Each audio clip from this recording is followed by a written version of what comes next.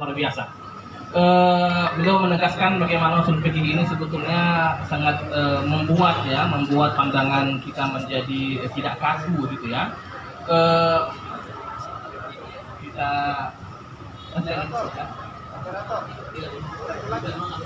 satu lagi ya.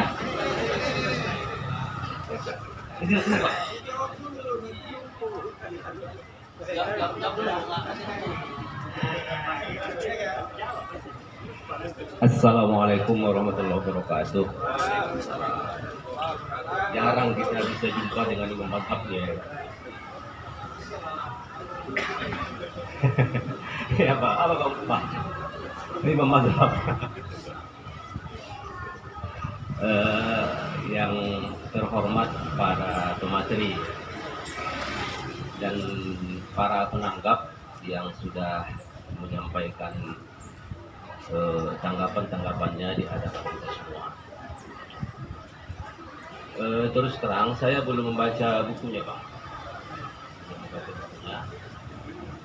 tapi setelah menyimak dialog yang terjadi di antara kita tadi, saya menyimpulkan bahwa belum menemukan sesungguhnya usul fikih dalam buku ini. Belum menemukan apa yang disebut dengan usul fikih itu. Kemudian sesuai dengan dialog yang berkembang, di mana pengarang menyatakan bahwa sepertinya usul fikih yang berkembang di kalangan ulama dalam tanda petik klasik lah, kurang adaptif terhadap perkembangan kita. Saya tidak banyak hafal teori-teori usul fikih yang dikembangkan oleh para ulama. Tetapi kalau kita coba mengutip dari beberapa teori usul fikih yang minimal terkenal dan sering diungkapkan oleh para ahli, maka saya melihat bahwa sesungguhnya teori-teori usul fikih ini sudah sangat terbuka gitu ya terhadap perkembangan, baik dikaitkan dengan realitas sosial, kemudian IT ilmu pengetahuan dan teknologi, termasuk sains dan lain-lain sebagainya. Sebagai ketentuan usul tentunya harus bersifat umum, nggak bisa spesifik dikaitkan dengan kasus tertentu, misalnya COVID-19 gitu. Tidak mungkin dalam usul fikih dibuat usul fikihnya. Yang dibuat tentu ketentuan umum, lalu dikaitkanlah dengan kasus-kasus yang berkembang. Di antara teori-teori usul yang pernah saya baca, misalnya ar-ridho bisyai' ridho bima yatawalladu anhu. Rela akan sesuatu berarti rela dengan konsekuensinya. Nah, ini teori-teori usul ini. Al-hukmu yaduru ma'al illah wujudan wa adaman. Nah, ini kan berarti sudah sangat adaptif terhadap realitas yang berkembang. Lalu apa alasan penulis menyatakan bahwa usul fikih kita ini yang dikembangkan oleh para ulama terdahulu itu kurang adaptif terhadap perkembangan. Kemudian ada lagi teori usul fikih al-aslu fil asya al-ibahah. Illa madallah dalilu ala khilafi. Disimpulkan oleh teman saya ini. Jadi ini sudah sangat terbuka ini. Sudah sangat terbuka teori-teori ini gitu. Jadi ada beberapa teori yang menurut kita memang sudah sangat terbuka terhadap perkembangan itu. Al-maisur la yaskutu bil maksur. Ini juga teori usul fikih. Sesuatu yang mudah tidak boleh diguru-gurukan dengan sesuatu yang sulit. Tinggal kita elaborasi aja. Dikaitkan dengan konteks yang berkembang. Ma la yudraku kullu la yudraku ba'du. Nah, ini juga. Jadi apa alasannya kita menyatakan teori usul fikih ini tidak adaptif? Ma la yudraku kullu la yudraku kullu. Nah, ada lagi teori ini, ya kan? ajruka ala qadri nasbika. Ini dalilnya. Ini hadisnya. Makan aktsaru fi'lan kan aktsaru fadlan. Ini juga teori usul fikih. Ar-rukhsah la tunatu bisyar. Nah, ini teori-teori usul fikih. Jadi kalau kita coba membaca teori-teori usul fikih yang dikembangkan oleh para ulama tersebut, saya melihat justru sangat adaptif ya, sangat kontekstual ya, dan sangat relevan dengan konteks kekinian. Nah, barangkali itu aja ya, itu aja yang saya sampaikan. Mohon nanti penjelasan lah dari pemateri kita pada hari ini. Dan saja, assalamualaikum warahmatullahi wabarakatuh. Pak Rasulullah. Baik ya, saya rasa ini untuk segmen ini terakhir, nanti baru diaplikasikan ya. Assalamualaikum warahmatullahi wabarakatuh. Yang terhormat Bapak-Bapak Ibu sekalian, saya Nasrullah. Saya sebetulnya alumni IAIN, tapi tidak berbasic ilmu hukum syariah.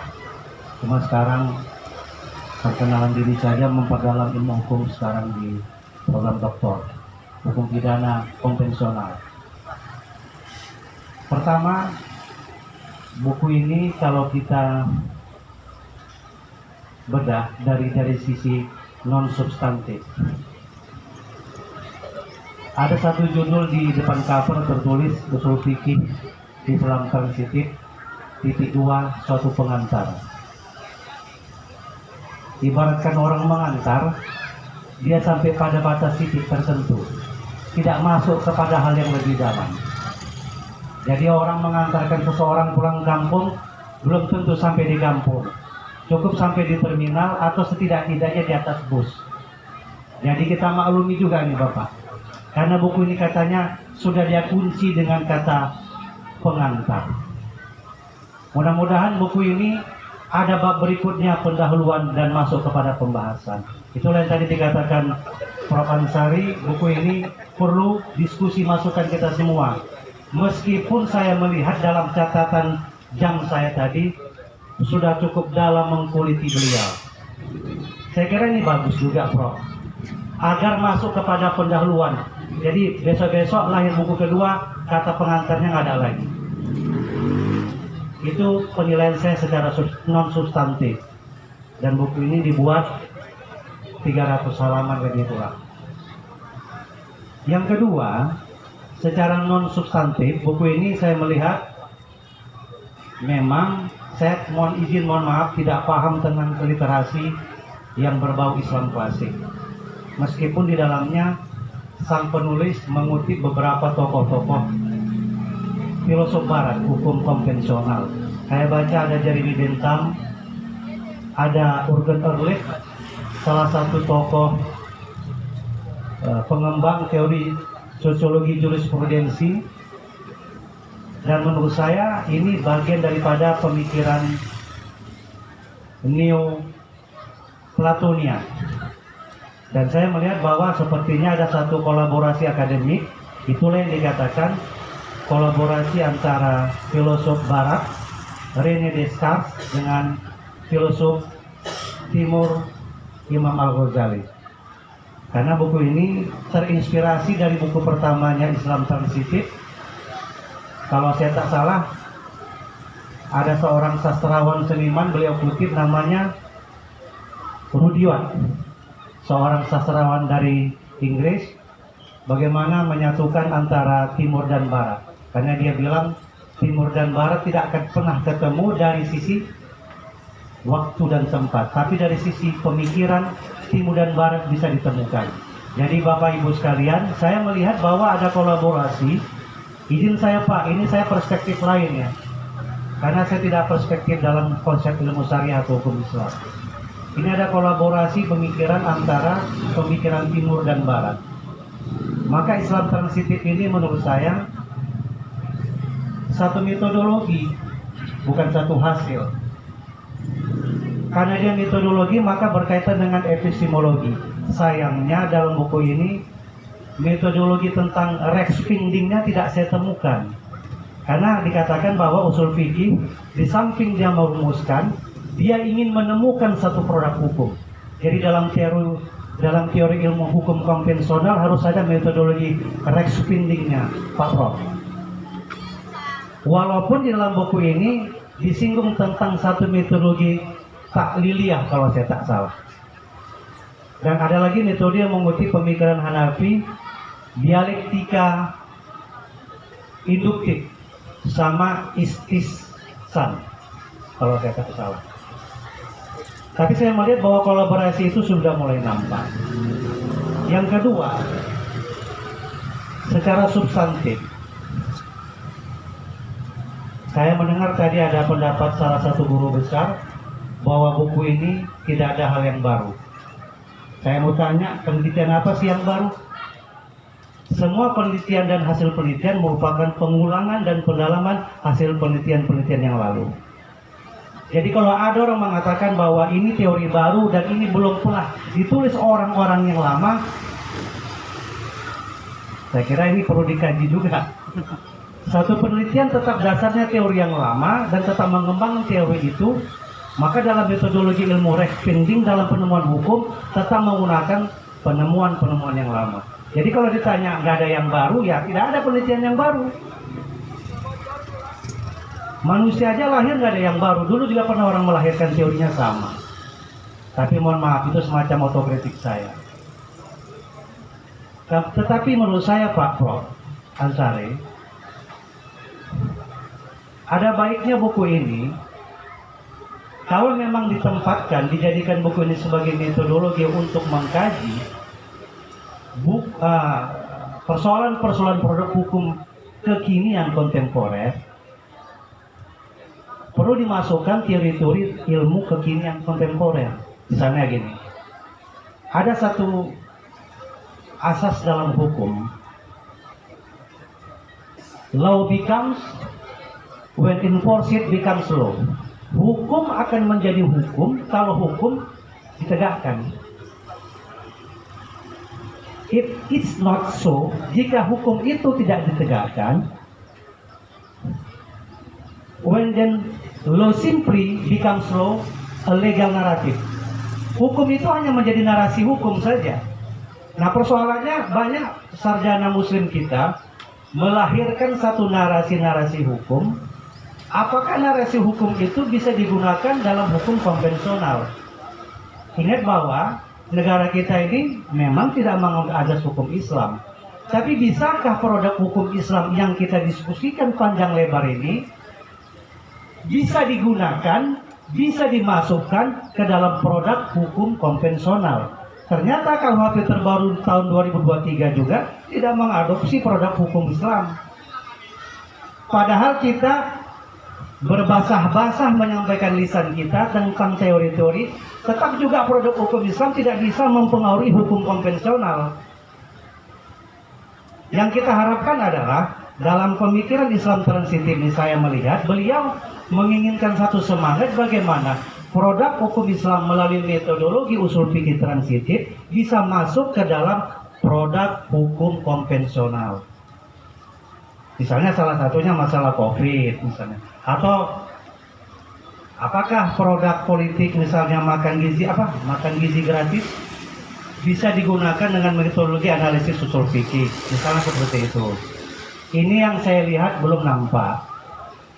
Jadi itulah dulu, karena waktu juga singkat, pembawa acara udah kasih kode-kode saya.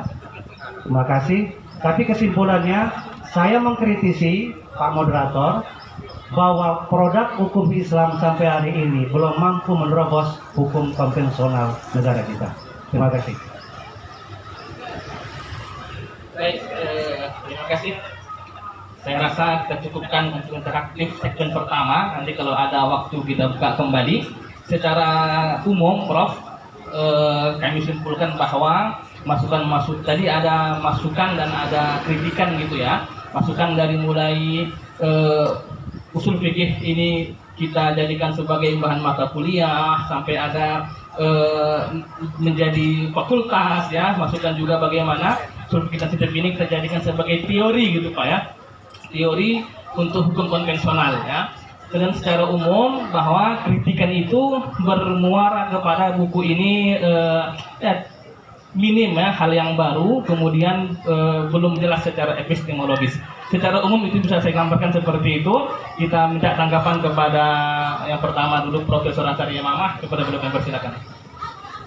Alhamdulillah, terima kasih kepada tuan-tuan, luar biasa.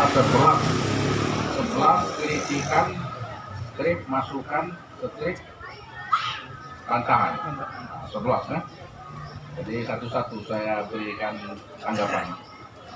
Pertama, memang usul fikih itu banyak. Jadi pun dibilangkan oleh brother Aidil tadi. Di mana ini? Itu satu di Google segala macam. Memang berjibun banyak. Tetapi itu kita katakan 90% itu pengulangan itu. Pengulangan yang dari dulu-dulu ya. Nah, usul fikih transitif ini adalah pengembangan. Jadi betul tadi. Mana ada yang baru-baru total? Karena sirkulasi ilmu itu kan dia kan berputar, menyambung. Jadi ada sesuatu yang baru, ide-ide baru. Nah, misalnya tadi dikatakan metode itu atau rujukan epistemologis itu filsafat. Memang dari dulu pun filsafat itu ada. Imam Al-Ghazali pakar filsafat, Imam Syafi'i pun ahli filsafat. Itulah yang namanya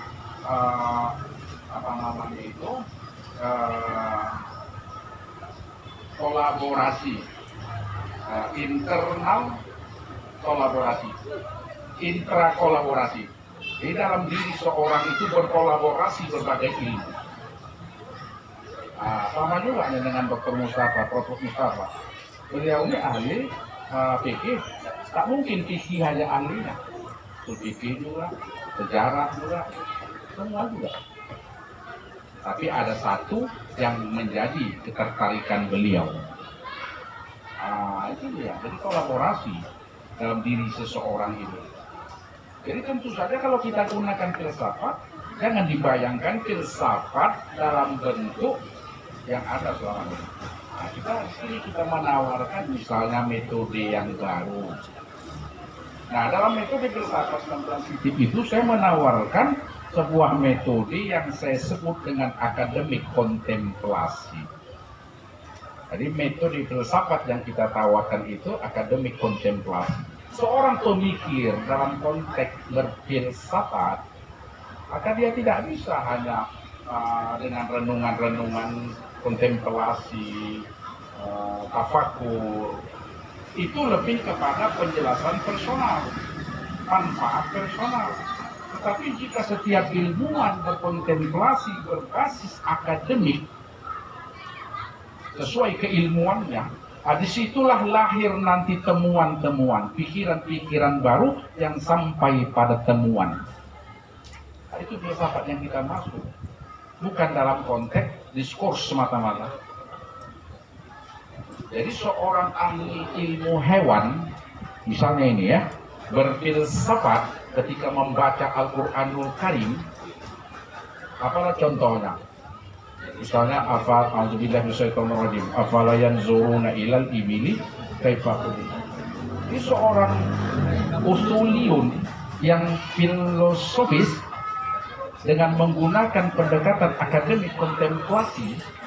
Dia tidak hanya maha besar Allah menjadikan apa tadi onta ini punya kelebihan segala macam, tidak sebatas itu.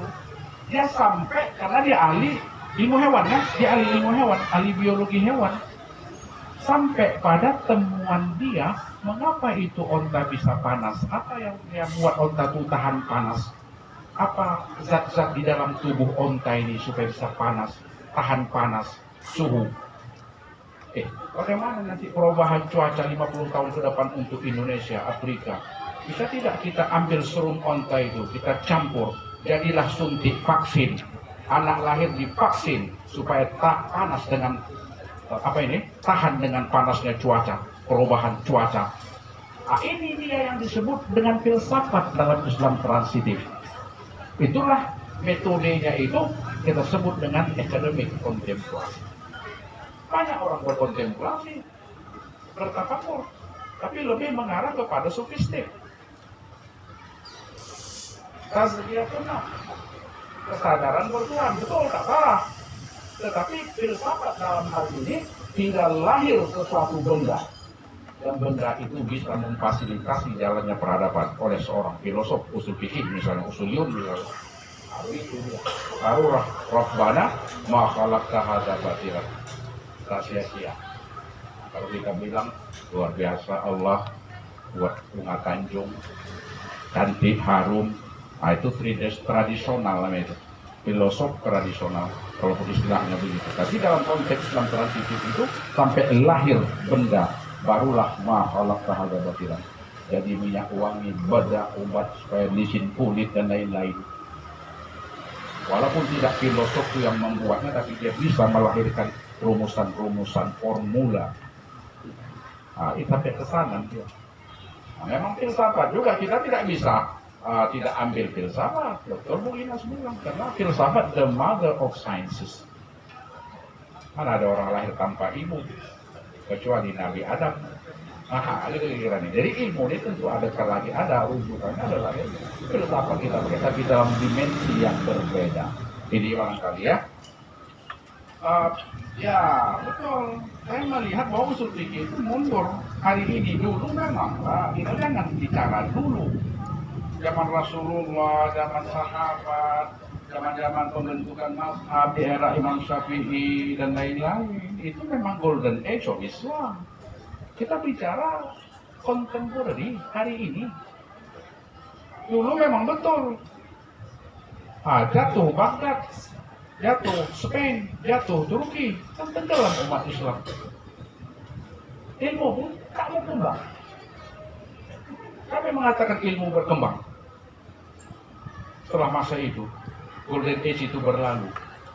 Jangan kita rujuk, zaman dulu sudah ada, betul lah, zaman dulu sudah ada. Hari ini kita bicarakan, kita rethinking, reformulasi lagi ide-ide yang terdahulu itu. Mau ditambah silakan, mau dikurangi silakan, mau dikembangkan silakan. Nah, pengembangan itu yang tak ada. Misalnya tadi konsep ad-daruriyah al-khamsah. Apa kita anggap qat'i itu yang 5 itu? 9 abad tidak berubah. Bayangkan saudara-saudara.